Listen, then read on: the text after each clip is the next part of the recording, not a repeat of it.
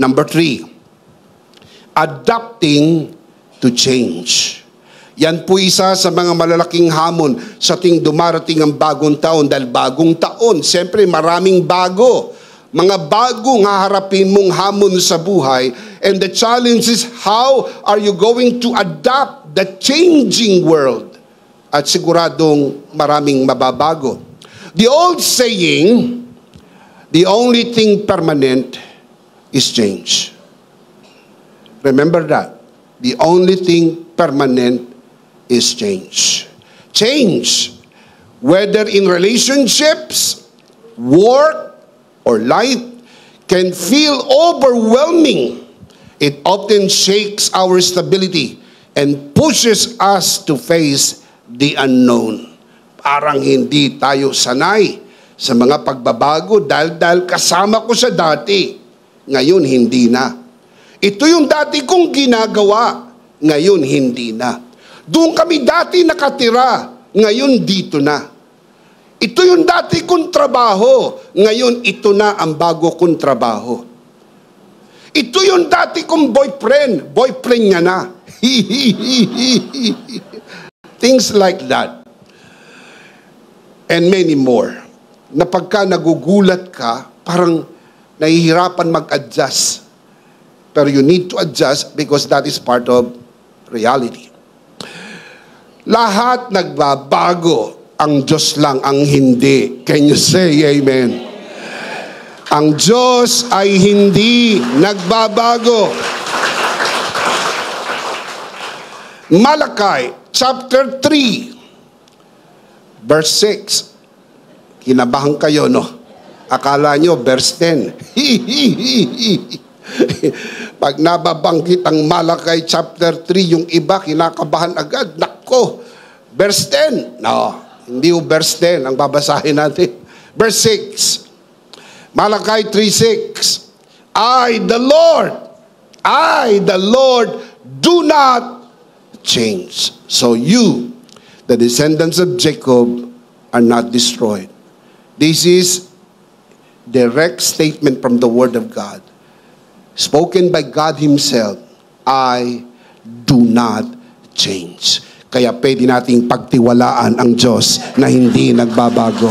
Amen. Come on, give Him praise, give Him praise, give Him praise. Amen. Hebrews 13:8. Jesus Christ is the same yesterday, today, and forever. Kaya sigurado ang ating kaligtasan dahil ang ating tagapagligtas ay hindi nagbabago. Kahapon, ngayon, at magpakailan, kailan paman. Can you say amen? Ang salita din ng Diyos ay hindi nagbabago. Psalms 119 verse 89, your word, Lord, is eternal. It stands firm in the heavens. Ang salita ng Diyos ay hindi nagbabago, hindi pa bago-bago. Kaya pwede nating tayuan ang mga pangako ng kanyang salita sapagkat ito'y matibay. Isaiah chapter 40 verse 8, the grass withers and the flowers fall, but the word of our God endures for how long? Forever. Matthew chapter 24 verse 35, Jesus, the Lord Jesus Himself said, heaven and earth will pass away, but my words will never pass away. Do you believe that? Can you say amen? Palakpakan muna natin ang Panginoon. Praise God. Everything changes and will continue to change. Only God and His Word remain constant and unchanging. This truth offers us a firm foundation in an ever-changing world. Nagbabagong mundo at patuloy na magbabago. Kailangan mo ng angkla, kailangan mo ng pundasyon. Ang pundasyong hindi nagbabago, hindi tinatangay ng mundong nagbabago. Anuman ang mangyari, mananatiling tapat ang Diyos, magpakailan-kailan paman. Mananatiling tapat ang Kanyang salita, sapagkat ito ay hindi nagbabago. Can you say amen? Number 4, overcoming past failures. Isa sa mga hamon na hinaharap tuwing bagong taon ay kung paano ko lalagpasan at paano ko makakayanan ang mga kabiguan ko noong nakaraang taon. It is quite a challenge and we need to learn how to do that. Letting go of mistakes from the previous year is vital, yet it is often easier said than done. The reality is that past failures can cast a long shadow over the present, weighing heavily on our hearts and minds. Ang kabiguan ng kahapon ay nagiging malaking anino sa ating harapan na nagiging madilim tuloy ang ating lalakaran. Kailangan nating matutunan to let it go. Because if we do not let it go, sisirain po nito ang iyong present and even your future. Never allow the past to steal the joy of your present and the hope of your tomorrow. Tapos na yan eh. Ayoko nang dalhin yan sa bagong taon. Gusto kong pasukin ang bagong taon na puno ng biyaya ng Panginoon. Shout amen. Come on, give Him praise, give Him praise, give Him praise. Praise God. Regret over missed chances, unfulfilled goals, or bad decisions can bring guilt, shame, or doubt. Disappointments in ourselves, others, or situation can make us afraid to try again, holding us back from new opportunities. Minsan ka nasaktan, ayaw mo nang sumubok. Niloko ka ng isang lalaki. Ang tingin mo lahat ng lalaki, manluluko. Hindi naman. Meron pa rin mga matitino katulad namin. Hindi lahat manluluko. Kung minsan ka nasaktan, parang gusto mo na isara ang pinto. Minsan ka naloko, parang ayaw mo nang magtiwala. Parang lahat ng tao ay hindi nagbabayad. Meron din namang nagbabayad. Can you say amen? Nandyan pa po ba kayo mga kabiyaya? Huwag mong papanghinain ang iyong loob. Talagang may mga nangyayari sa nakalipas na panahon na tila hindi maganda, pero most of them beyond your control. Most of them happens without knowing it. Kung alam ko lang, di sana hindi mo ginawa yun. Kaya lang hindi mo alam. Kaya maraming bagay na pwede mong isipin maging biktima ka o pwede mong daigin at maging victor ka. So you have a chance to become a victim or you decide to become a victor. Victim, biktima ka ng mali ng iba. Victor, dinaig ko yung pagkakamali ng iba sapagkat ako ay na kay Kristo, ako'y higit pa sa mananagumpay, daig ko ang kamalian ng iba. Failures often leave emotional scars that are hard to heal. They can make us feel like our worth is tied to our mistakes, stopping us from moving forward or embracing new opportunities. Yun pong iniwanang sugat ay nagpeklat. Kung minsan pati sebo di macho hindi kaya. Pilit mong binubura. Mabuti na lang, meron ng laser. Pati peklat ay pwede lang mabura. May nakita nga ako sa Facebook, mukha na bura. Kaya kung gusto nyong ipabura ang inyong mukha, pwede na. Lalo po yung mga mukhang wala nang maiharap, pwede nang burahin at palitan ng bagong mukha. Itong mabuting balita, kay Jesus, may bagong mukha na tayo. Binago tayo ng Panginoon. Shout amen. Huwag matakot sumubok uli. Huwag matakot magmahal muli. Sapagkat hindi naman po eksakto ang nangyari nakaraang taon, palaging mangyayari. Merong biyaya na magsasalba sa atin. Palakpakan natin ang Panginoon. Praise God! Come on, give Him praise! Thank you, Jesus! Sabi mo sa iyong katabi, umibig ka muli. Bishop, anong ibig sabihin yan, Bishop? Ang ibig sabihin yan, applicable lang yan sa mga taong hindi na umiibig. Pero kung ikaw ay merong iniibig, patuloy mong ibigin sapagkat iyan ang pag-ibig ng Diyos na nasa atin. Palakpakan si Lord. Praise God.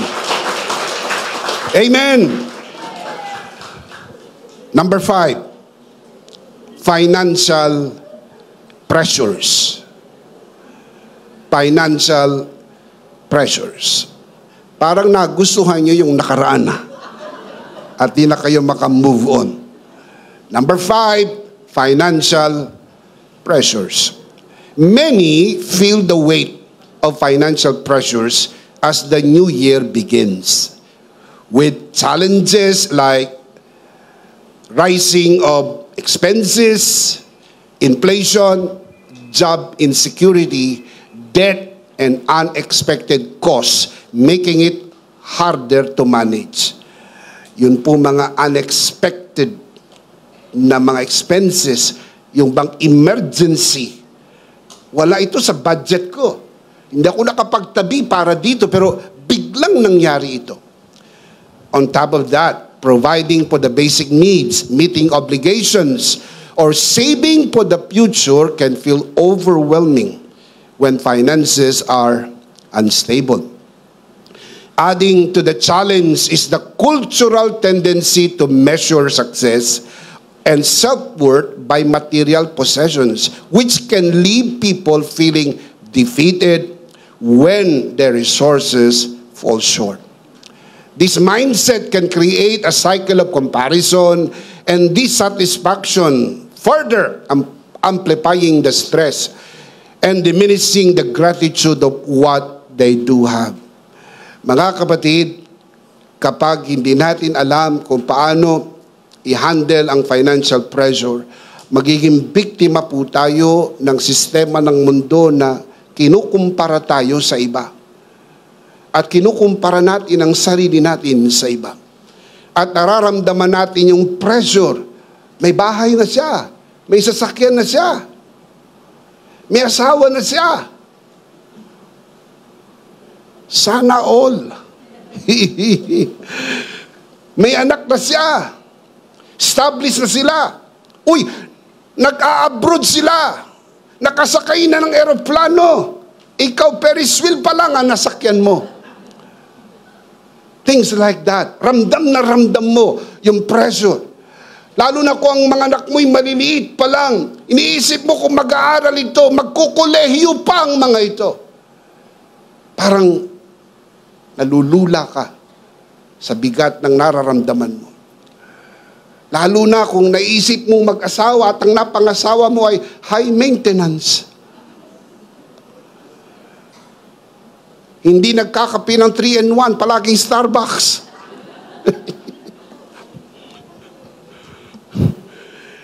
Hindi kumakain ng gulay. All this pressure, ramdam na ramdam mo. Kaya yung iba ay nagpasya na lang na manatiling single the rest of their lives because of financial pressure. Yung iba naman po ay puro paasa. Pinapaasa lang ng pinapaasa yung iba. Sapagkat ramdam nila yung financial pressure. Paano na to? Pag nag-anak, paano yung diaper? Huwag mo nang i-diaper. Lagyan mo ng dahon.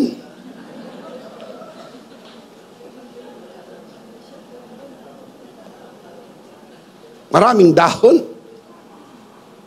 Etc., etc. Now, I may be saying this the funny way, but you know, it is very serious when people feel financial pressure. Let's see them again. The challenges of every year. Number 1, uncertainty about the future. Number 2, setting and achieving goals. Number 3, adapting to change. Number 4, overcoming failures. And number 5, financial pressures. How do we respond to these challenges? This is what we call the life application. This is very important. Pinakita ko sa inyo yung mga challenges at ipapakita ko naman sa inyo sa huling bahagi kung paano natin haharapin. Ano yung hamon at ano po yung pwedeng gawin. Let me share this with you. Ang bawat isa sa mga hamon na ito ay tatapatan ko po ng action point, life application.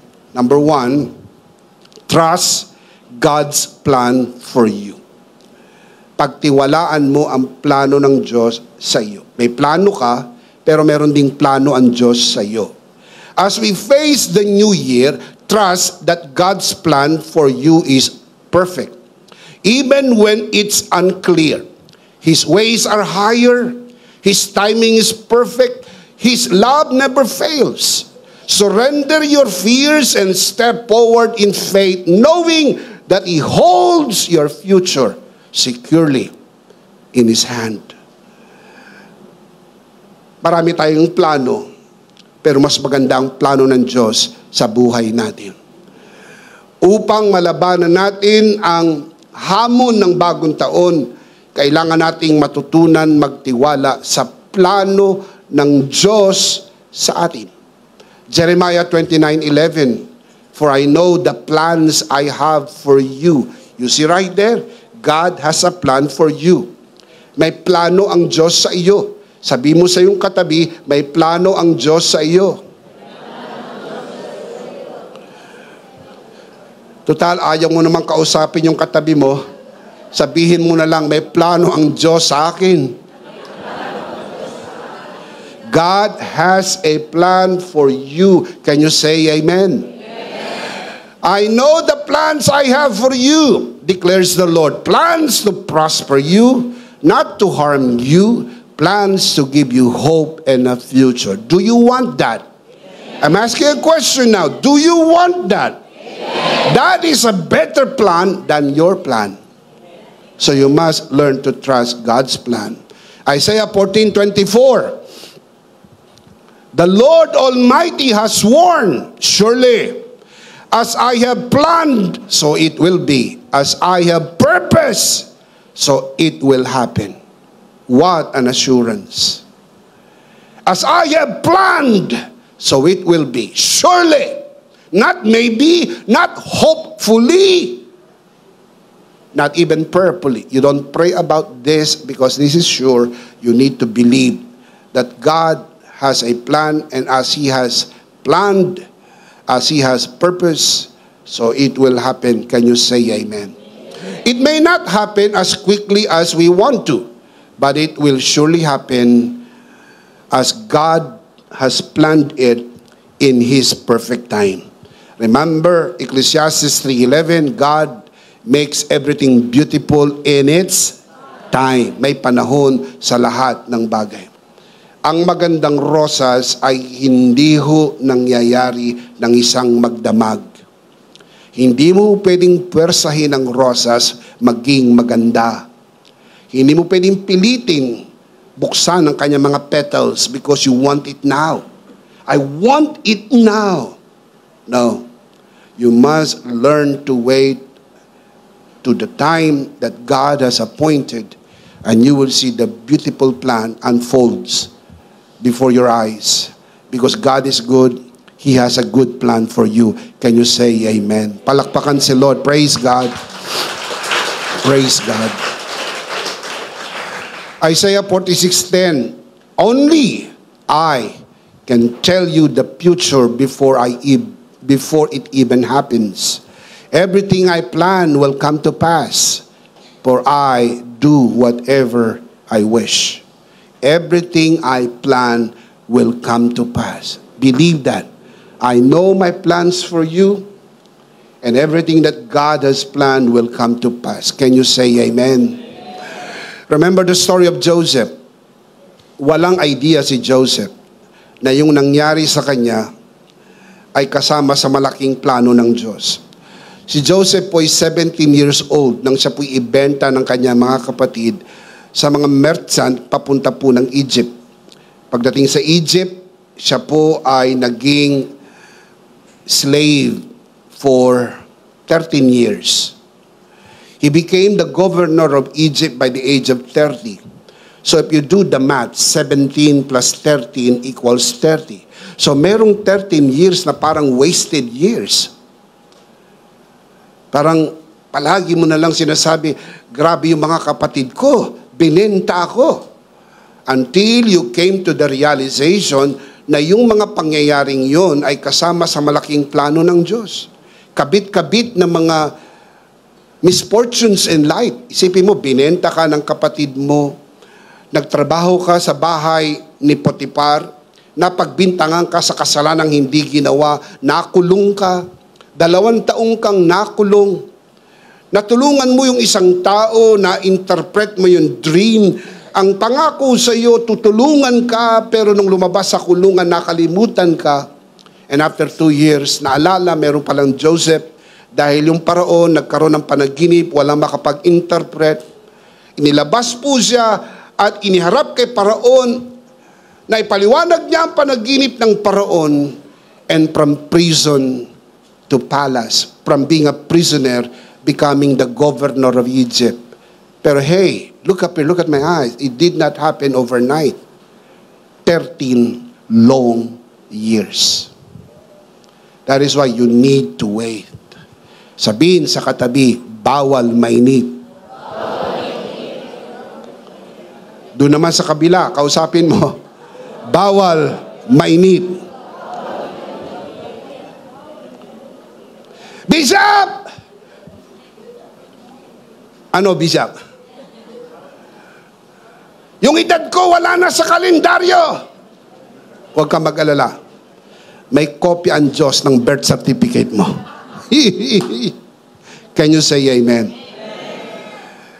It's better to wait than marry the wrong person. You must learn to wait. Pag nagkamali ka, habang buhay na pagdurusa. Kung maghihintay ka, konting panahon lang, habang buhay na saya sa biyaya ng Diyos. Learn to wait. Amen. 13 long years. Tignan niyo ang sabi ni Joseph after 13 years. Genesis 50 verse 20. Kausap niya ang kanyang mga kapatid na nagbenta sa kanya. You intended to harm me, but God intended it for good, to accomplish what is now being done, the saving of many lives. 13 years ago, hindi niya ito naiintindihan. After 13 years, now he understands it is for the good of more people. Being done, the savings of many lives. Hindi mo alam kung ano nangyayari sa iyo ngayon ay magiging mas mabuti, hindi lang para sa iyo, kundi sa iyong mga magulang, sa iyong mga kapatid, sa mga tao sa paligid mo, sapagkat ang nangyayari ngayon ay kasama sa malaking plano ng Diyos sa iyong buhay. Palakpakan natin sa Lord. Praise God. Now listen, my dear brothers and sisters. When you understand God's plan for you, you become a better person. You become a better person. When you are good, you become better. When you are already a better person, you become the best version of you. Look at verse 21. What happened to Joseph? So then, he said to his brothers, so then, don't be afraid. I will provide for you and your children. And he reassured them and spoke how? Kindly to them, his brothers. You become a better person. Pag naintindihan mo ang plano ng Diyos sa buhay mo, you become a better person. Kaya huwag magmaktol, huwag magrebelde. Magtiwala lang tayo sa plano ng Diyos sa atin. God's plan for you is far greater than anything you could imagine. Trust His wisdom, for His ways are higher. His timing is perfect. His grace is sufficient to lead you to His best.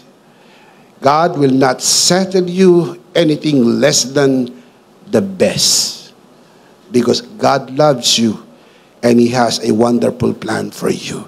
Can you say amen? Amen. Number 2, commit your every step to the Lord. Not some of your steps, not many of your steps, but every step to the Lord. As we face the challenges of this new year, commit your every step to the Lord. Trust in His unfailing grace to guide you, His wisdom to direct you, His love to sustain you. With Him, every step is secure. Hindi ka mapapahamak kapag sinunod mo ang gabay ng Panginoon. Can you say amen? Jeremiah 10:23. I know, O Lord, that a man's life is not his own. It is not for man to direct his steps. Hindi ho para sa atin i-direct ang ating mga steps. You need to entrust them to the Lord, and you need to commit them to the Lord, because your life is not your own. Psalms 37 verse 5. Entrust your ways to the Lord, trust Him, and He will act on your behalf. Anong ibig sabihin ng He will act on your behalf? Ibig sabihin, God Himself will do it for your own good. Pag sinabing act on your behalf, parang attorney. Yung attorney po, ang kanyang representation sa court is for your good. Para sa iyong ikabubuti. Nire-represent ka niya. In the same manner, pag sinabi niyo pong on your behalf, it means that someone is doing it for you and for your own good. So hindi na ikaw ang gumagawa. Ang Diyos na mismo ang gumagawa para sa ikabubuti mo. Hinahawi niya ang daan. Inaalis niya ang maling tao. Nilalagay niya ang tamang tao. Nilalagay ka sa tamang lugar. Why? Because you entrust every step to the Lord. Can you say amen? Proverbs chapter 3 verse 5 to 6. Trust in the Lord with all your heart, and lean not on your own understanding. In all your ways. How many of your ways? In all your ways acknowledge Him. And what's the promise? Come on, look at the last part. When you acknowledge the Lord, when you acknowledge the Lord, when you trust the Lord, when all your ways you entrust it to the Lord, anong promise? He will direct your paths. He will direct your paths. Proverbs 16:3. Commit to the Lord whatever you do, and your plans will. Do you want your plans to succeed? Now, can I see some hands? Sino sa inyong gusto nyo ang plano nyo ay magtagumpay? Come on. Do you want your plans to succeed? Anong dapat gawin? Commit to the Lord every step. Hindi yung magpe-pray ka lang pag may problema na. Tatawag ka na lang kay Lord kapag may trouble. Now, maiwasan mo yung trouble kung bawat hakbang ay ikinukumit mo sa Panginoon. Ang Panginoon ay hindi po bumbero na tinatawagan pag may sunog. Hindi ho pulis na tinatawagan dahil mayroong panganib. Siya po'y kaibigan na pwedeng makausap anumang oras. You can just speak your heart to Him, and He will guide you every step of the way. Can you say amen? Number 3. Never compromise your spiritual values. Never compromise your spiritual values. Dito sa hamon ng bagong taon, ang laki po ng tukso na tayo'y makompromiso. Listen up. As we face the challenges of this new year, hold firmly to your spiritual values. Let God's grace empower you to stand strong, stay true, and reflect His light, knowing that His truth is your unshakable foundation. May mga bagay po na non-compromising. Let me give you examples from the Word of God. Number 1 is your daily devotion. It is non-compromising. Kahit gaano ka ka-busy, never ever compromise your daily devotion. Now look at the verse. Psalms 143 verse 8. Let the morning bring me word of your kindness, mercy, and grace.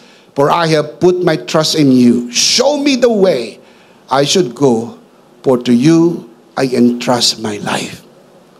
before you start the day, have that devotion. Because you need the guidance of the Lord every day. Can you say amen? And the most practical way to do that, is through our daily grace. This is 5-minute devotion every day. Or it could be less. More intentional na bawat verse, you look at every verse through the lens of grace, through the lens of the finished work of Jesus. Pwede mo isabay ito habang mag-coffee ka. Baka tapos na yung devotion mo, hindi mo pa naubos yung coffee mo. Pero at least, every day merong input. Every day merong intake. Every day merong insight ng grace sa iyong buhay. Never compromise that. Busy ako. Remember, lahat tayo binigyan ng pare-parehas na oras. 7 days a week. 24 hours a day. Meron ba nabigyan sa inyo ng 8 days? Meron ba nabigyan sa inyo ng 25 hours? Wala. Bakit yung iba kaya? Dahil they know how to manage their time. Wake up early. Mupo ka sa isang tabi, magtimpla ka ng coffee. Habang nagko-coffee ka, you read. Kompleto na po yan. May devotion, may life application, may prayer. Kompleto. Kompleto yung tatlo. Devotion, life application, and prayer. ODG, our daily grace.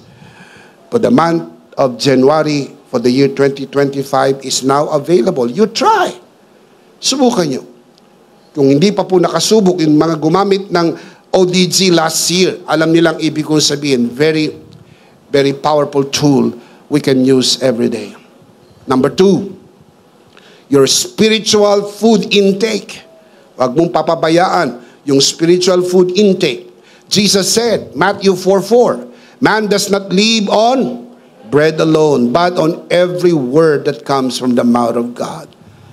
Don't ever compromise that. Number 3, don't you ever compromise your church gathering. Kahit gaano ka busy. Pag may naroon, busy ka ba? Of course, lahat tayo busy. Pag sinabi, may time ka ba sa Sunday? Nagpupunta kami sa church pag Sunday. Libre ka, hindi. Pero yung iba ay kino-compromise yung Sunday para sa friends, para sa lahat ng mga pwedeng gawin, overtime para mas malaki ang kita. Don't you do that. Stay true with this spiritual discipline. Look at the verse, Hebrews 10:25. Let us not neglect our church meetings as some people do, but encourage and warn each other, especially now that the day of His coming back again is drawing near. Your church gathering is a wonderful discipline that you should keep and never compromise.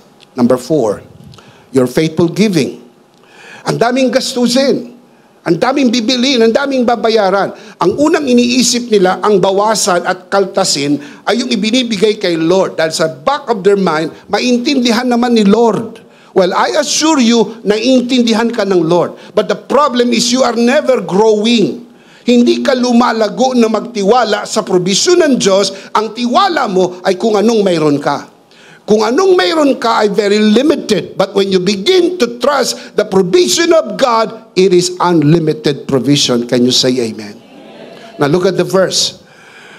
1 Corinthians 16:2. Paul writes to the church, to us, believers, every Sunday, each of you must put aside some money in proportion to what he has earned. Save it up, so that there will be no need to collect money when I come. Procedural. Sabi ni Paul, itabi nyo na ang pera. Hindi ho dito pa lang kayo nag-iisip kung magkano offering ninyo. Malaki ibibigay ko pag hindi ako pinatamaan. Pero pag pinatamaan ako ng bishop, ng pastor, wala akong offering. Pero pagka na-bless ako, mag-offering ako. Ano ka? Joke box? Tutunog ka lang pagka hinuhulugan ka? Mga kapatid, it comes naturally. Sa bahay pa lang, decided ka na. Itinabi mo na yung para sa Lord. It's a discipline because you know it is for the Lord.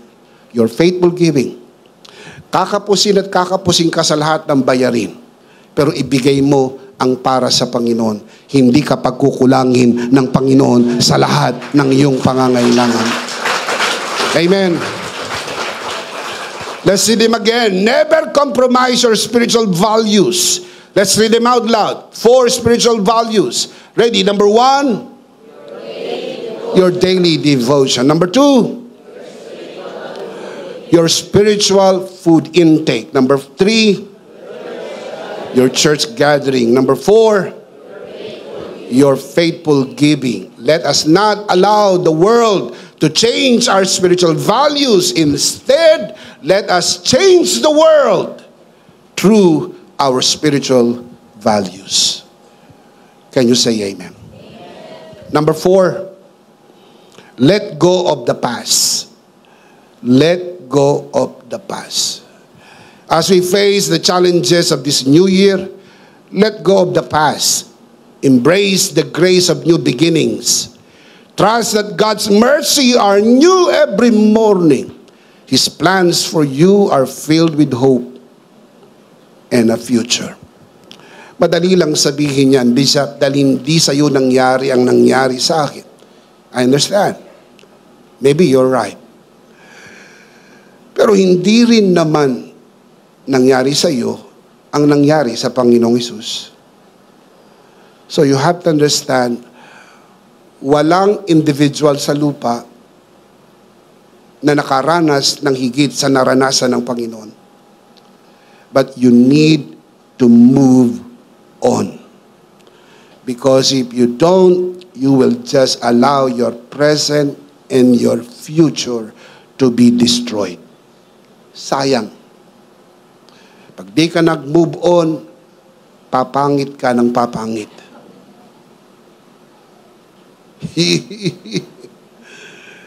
Iitim ka ng iitim.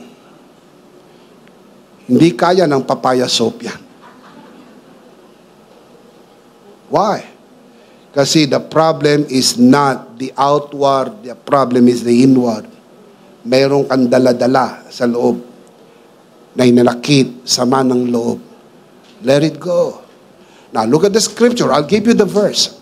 Isaiah 43, 18, 19. Please mark this. This is a very important verse. Forget the former things. Forget the former things. Do not dwell on the past. See, I am doing a new thing. Now it springs up. Do you not perceive it? I am making a way in the desert and streams in the wasteland. Gagawin ng Diyos ang mga bagong bagay sa taon na ito. Pero hindi po ito mangyayari until you move on. Until you decide, I let it go. And I want God to do something great in my life today. And this year, can you say amen? Amen. Parang disyerto, pero sabi ng Panginoon, gagawa ako ng daan sa disyerto.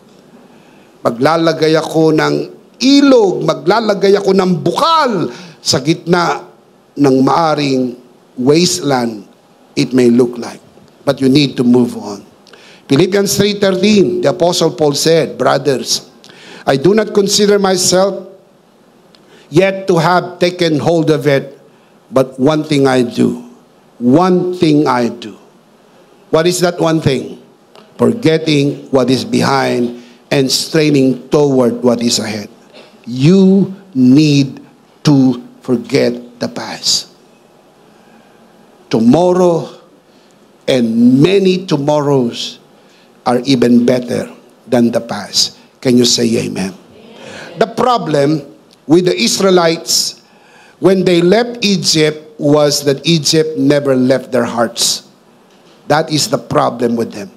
Lumabas na sila sa Egypt, nandun na sila sa wilderness, isang hakbang na lang papunta sa promised land. They were not able to enter the promised land because Egypt remains in their heart. You need to forget the past.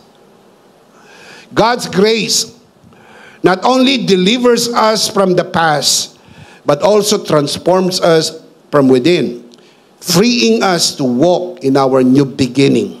Tandaan, bawat bagong taon, lahat tayo binibigyan ng bagong simula. Simulan natin ang tama. Simulan natin sa biyaya ng Panginoon. Amen. Praise God. Number 5, I'll close with this. Rely on God's provision.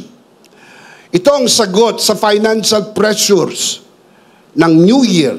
You have to rely on God's provision. As we face the challenges of the New Year, rely on God's provision. His grace is sufficient. Can you say amen?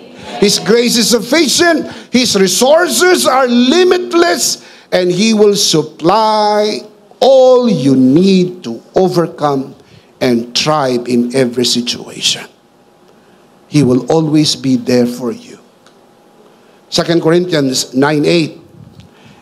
And God is able to make all grace. How many grace? God is able to make all grace abound to you, so that in all things, how many things? At all times, having all that you need. Ang daming all. All grace, all things, all times, all that you need. You will abound in every good work. Napakaganda ng pangako ng Diyos. Pero alam niyo po ba, kung saan nanggaling ang 2 Corinthians 9:8?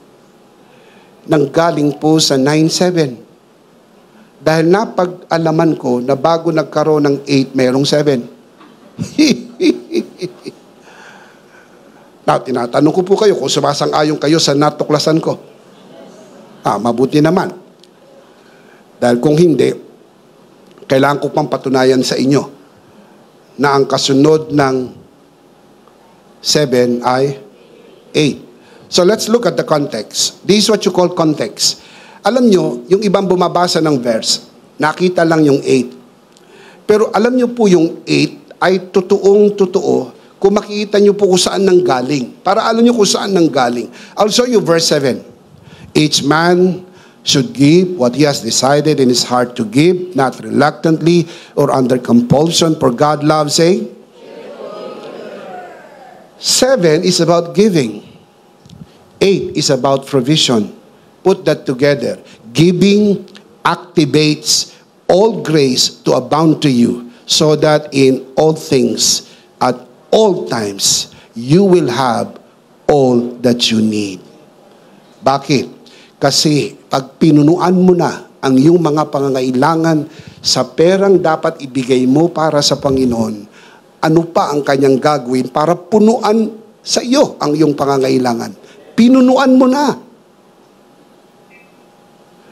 The problem is, pinunuan mo na, kulang pa rin. Sapagat ang ginamit mong pampuno ay limited resources. Pero pag ibinigay mo yung para sa Panginoon, binubuksan mo ang probisyon ng Panginoon sa buhay mo, hindi ka magkukulang sa lahat ng bagay. Can you say amen? Ito po hindi lang isang verse sa Bible. I'll give you another one to prove it. Philippians 4:19.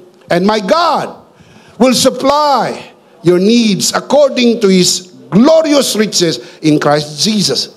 Ang dami po nagkiklaim nito. God will supply all my needs. God will meet all my needs. God will provide all my needs. And I say amen to that. Pero meron pong pinanggalingan ng verse 19.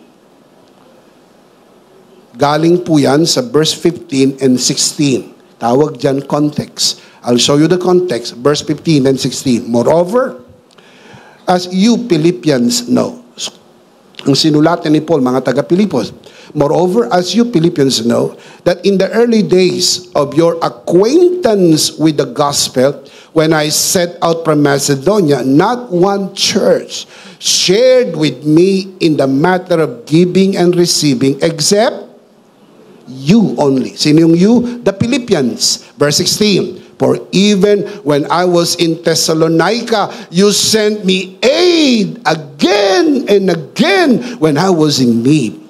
Alam niyo po mga kapatid, nung si Apostol Pablo ay nasa Pilipos, pinrovide ng mga taga-Pilipos ang kanyang pangangailangan. Pero nung siya'y lumabas sa Pilipos at nasa Thessalonica na po siya, hindi tumigil ang mga taga-Pilipos mag-provide ng kanyang pangailangan. Anong ibig sabihin? Ang ibig sabihin, ang tulong ng mga taga-Pilipos ay hindi parokyal. Dahil hindi ho sila parokya ni Edgar. Hindi ho parokyal. O, suportahan ka lang namin dahil dito ministry mo. Pero kahit si Paul, ang ministry niya nasa Thessalonica na, the Philippians continued their support. Why? That is what you call kingdom mentality. Body mentality. And that is what EMI is all about.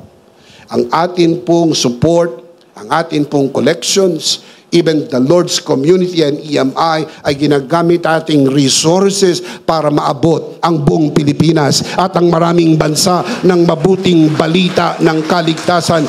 Can you say amen? Come on, give Him praise, give Him praise, give Him praise. Hallelujah. Now listen, don't try to meet your needs with your limited resources by withholding from the Lord. Don't do that. I want to say that again. Don't try to meet your needs with your limited resources by withholding from the Lord. Instead, give faithfully, and you will be amazed at how He abundantly provides for all your needs. What you have are seeds. All that is in God's hand are all harvests. You need to plant the seed to get the harvest. And you need to plant it in good soil. You need to plant it with a faithful heart, knowing full well na kapag may itinanim, may aanihin. Sapagkat ang pag-ani at ang pagtanim ay biyaya ng Diyos. Palakpakan si Lord. Praise God. Praise God. Let's see them again. Ito po ang live application. Basahin natin malakas, sabay-sabay. Come on, sit up straight, fasten your seatbelt. This is the touchdown. Ready, out loud. Application number 1. Number 2. Number 3. Number 4. And number 5, trust God's plan for you. Commit your every step to the Lord. Never compromise your spiritual values. Let go of the past. Rely on God's provision. The big idea is, in Christ, I have a grace-filled new year. Are you in Christ? You have a grace-filled new year. Of course, we do not want to end this broadcast without giving the opportunity for those who are watching this broadcast and even to those who are in this sanctuary, the opportunity to receive Jesus. Because only in Jesus you can have a grace-filled new year. Kung nais mong tanggapin ang Panginoon Jesus sa iyong puso bilang Panginoon at sarili mong tagapagligtas dito sa bulwagan na ito, at lalo na sa mga nanonood sa broadcast, mananalangin tayo ng pagtanggap. Lahat ng narito sa bulwagan na ito, taas natin ang ating dalawang kamay, pikit natin ang ating mata. Kung tinanggap mo na ang Panginoon sa iyong puso, you don't have to do this because you're already saved. But let me just remind you, I want you and I ask your good heart to do this for the sake of those who are watching this broadcast and even for those who are in this gathering. Samahan po natin sila sa panalangin ng pagtanggap. At doon sa mga mananalangin ng panalangin ito sa unang pagkakataon, ariin po ninyo na ito'y isang personal niyong panalangin. Manalangin po tayo. Nakataas ang dalawang kamay, nakapikit ang mata, at bigkasin ang mga tagang bibigkasin ko, Panginoong Jesus, ako po'y makasalanan. Hindi ko po kayang iligtas ang aking sarili. Ako'y mapapahamak ng hiwalay sa iyo. Narinig ko po ang mabuting balita. Ako po'y naniniwala. Tinatanggap kita sa aking puso bilang aking Panginoon at aking tagapagligtas. Salamat po. Pinatawad mo na ang aking mga kasalanan. Isinulat mo na ang aking pangalan sa aklat ng buhay. Sa pangalan ni Jesus, Amen. Ako na lang po mananalangin, Ama, sa oras na ito. Tinataas ko po sa harapan ng sino mang sumunod sa panalangin ng pagtanggap sa loob ng bulwagan na ito, lalo na sa mga nanonood sa broadcast na ito. Pinagkakatiwala po namin sila sa iyong kagandahang loob na sila'y lumago sa biyaya at sa bagong natagpuang pananampalataya sa pangalan ng Panginoon Jesus. Tayong lahat ay magsabi ng Amen. Palakpakan si Lord. Praise God. Praise God. Tayo po ay dumako sa gawain ng banal na komunyon. Doon po sa mga nanonood sa broadcast, kunin po ninyo ang inyong communion elements and let's do this together.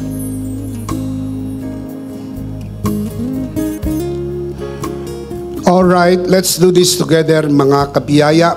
Hawak-hawak po natin ang pinakamakapangyarihang simbolo ng tinapos na gawa ni Kristo sa krus ng Kalbaryo. Ito ang aral na tinanggap ko sa Panginoon at ngayon naman ay binibigay ko sa inyo. Nang gabing isa'y pagkanuloy dumampot siya ng tinapay. Kanyang pinagpiraperso at kanyang sinabi, ito ang aking katawan na pinagpiraperso dahil sa inyo. Gawin nyo to bilang pag-alaala sa akin. Sabay-sabay po natin gawin.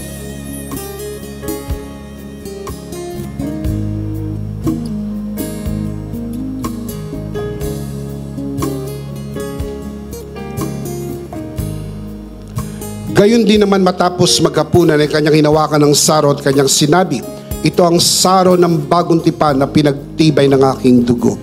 Gawin niyo to bilang pag-alaala sa akin. Sabay-sabay po natin gawin.